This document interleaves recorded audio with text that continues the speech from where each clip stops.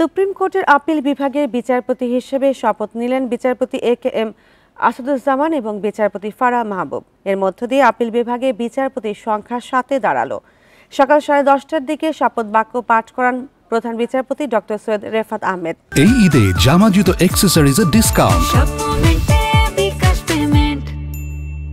এর আগে হাইকোর্ট বিভাগের এই দুই বিচারপতিকে আপিল বিভাগের বিচারপতি হিসেবে নিয়োগ দেন রাষ্ট্রপতি মোহাম্মদ শাহাবুদ্দিন। সোমবার তাদের নিয়োগ সংক্রান্ত প্রজ্ঞাপন জারি করে আইন মন্ত্রণালয়।